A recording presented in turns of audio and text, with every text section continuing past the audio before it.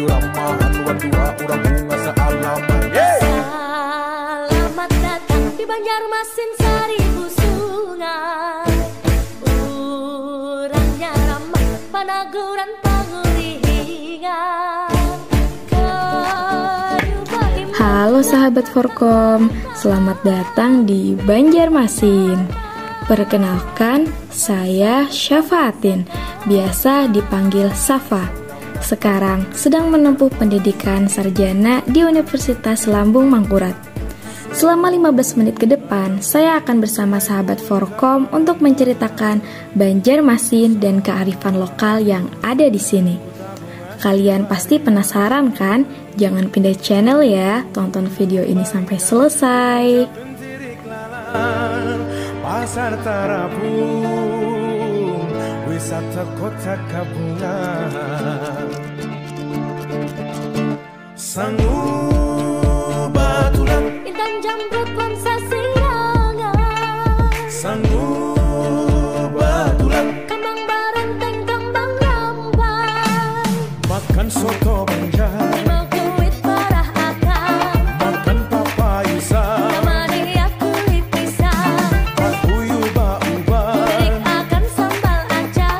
saluang haluang. Dengan waluh gagan asam.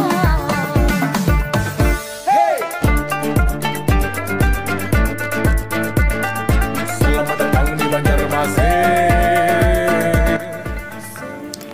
Banjarmasin adalah ibu kota sekaligus pulau terbesar di Provinsi Kalimantan Selatan yang terdiri dari 25 pulau kecil yang dipisahkan oleh sungai.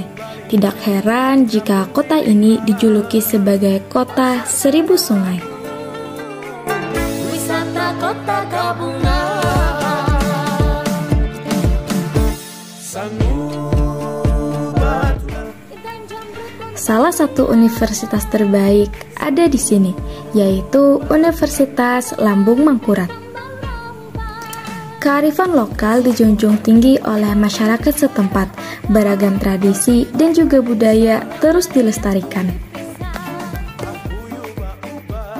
Akan sambal acar. saluang haluang. Dengan waluh gagan asam. Selamat datang di Banjarmasin kota beriman. Selamat datang di singa ulun sana. Pian Pang dan Dama. Belajar dari Pulau Sugara, meneropong pemberdayaan masyarakat lokal dalam pembuatan kapur sirih yang ramah lingkungan.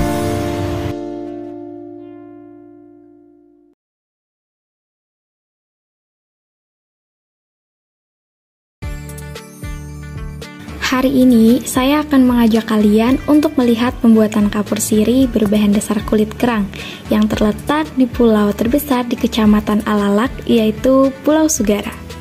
Dengan mengendarai sepeda motor kurang lebih 35 menit dengan jarak 10 km dari ibu kota Banjarmasin. Pulau Sugara sudah dikenal sejak lama sebagai penghasil kapur. Karena hal itu, warga dari berbagai desa sudah terbiasa menjual kulit kerang kepada pengrajin kapur di pulau ini. Sekali datang bisa sampai 1 ton dengan dibungkus menggunakan karung. Setiap pengusaha kapur punya stoknya masing-masing. Pengolahannya pun dilakukan secara bergantian di satu tempat yang sama. Tumpukan kafah atau cangkang kerang ini biasanya didatangkan dari Pangkalambun, Sampit, dan daerah lainnya yang berada di Kalimantan Tengah sebagai bahan baku utama pembuatan kapur sirih.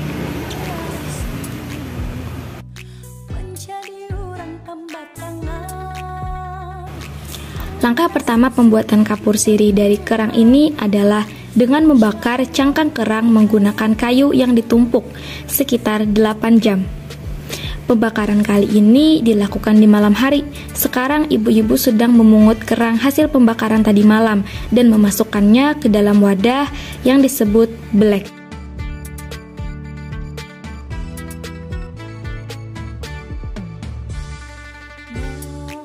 Setelah dibakar dan menjadi rapuh, kulit kerang harus ditampi untuk memisahkannya dari abu dan debu pembakaran. Caranya sama seperti menampi beras. Setelah ditampi, kulit atau cangkang kerang akan diangkut ke gerobak dan dibawa ke tempat pengolahan di pinggir jalan.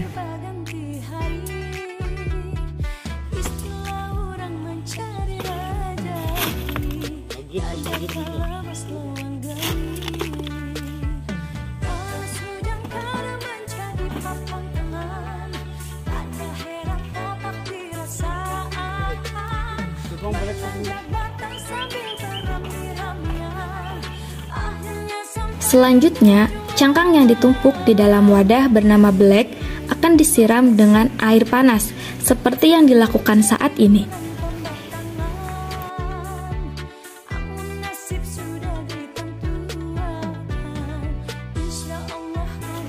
Setelah disiram, kerang akan mendidih seperti sedang dimasak dan akan hancur. Dibutuhkan sekitar 30 menit hingga cangkang akhirnya mengering. Mungkin kalian akan berpikir dalam belek ini ada api, padahal tidak ada. Hanya perlu memberikan air panas ke dalam tumpukan kerang. Setelah disiram air panas yang mendidih, kerang akan hancur kemudian mengering sendiri. Kerang yang sudah kering akan diproses menjadi kapur. Di sini saya menemukan 4 orang nenek yang ikut bekerja di tempat pengolahan kapur.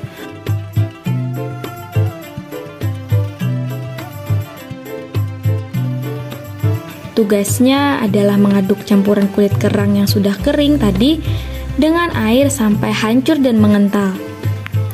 Masing-masing orang harus mengaduk sekitar 4 jam bergantian dengan yang lain. Tenaga kuat dan kesabaran yang ekstra jelas dibutuhkan di sini. Kulit kerang harus diaduk sampai lunak.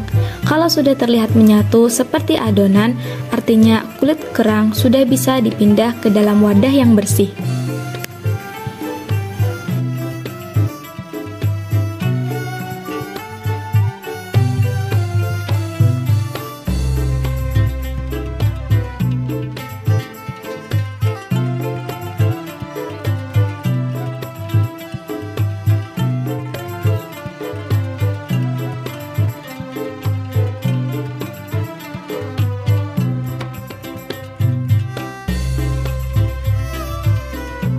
Setelah ditumbuk sampai lunak dan dipindahkan ke tempat yang bersih, kapur harus didiamkan selama beberapa hari hingga adonan mengeras.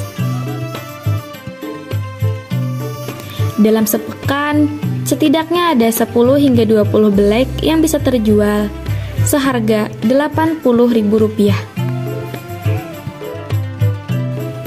Di sini sudah ada adonan kapur yang sudah jadi dan sudah didiamkan selama sepekan atau seminggu, dan hari ini akan diantarkan ke tempat pembeli.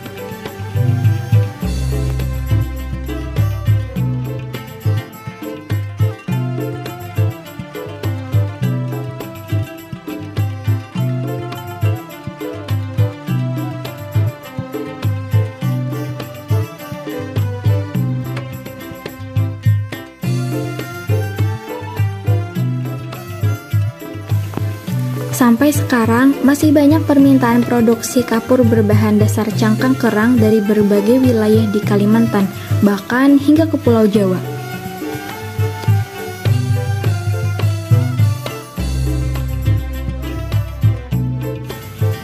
Usaha pembuatan kapur dari kulit kerang ini sudah menjadi catatan sejarah warga Pulau Sugara sejak tahun 1800. Hingga kini tersisa 5 keluarga yang masih meneruskan usaha ini. Jika kalian memperhatikan, tidak ada anak muda yang seumuran saya yang ikut bekerja mengelola kapur sirih di sini. Jelas saja, jika generasi muda banyak yang enggan untuk melakukan pekerjaan seperti ini karena prosesnya sangat lama, berhari-hari, dan juga melelahkan. Makanya, mereka banyak yang lebih memilih ke kota untuk menjadi pegawai karena lebih menjanjikan dibanding pekerjaan seperti ini.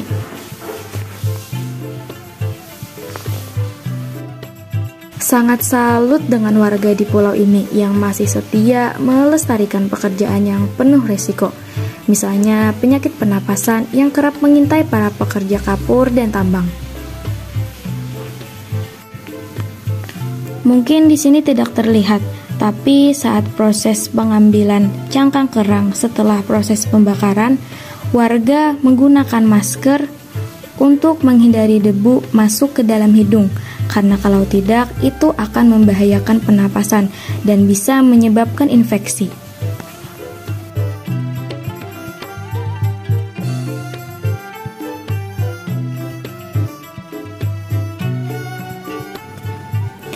Ini adalah proses pemasangan plastik pada belek, karena kapur yang diaduk sudah menyatu dengan air dan akan dipindahkan ke tempat yang bersih.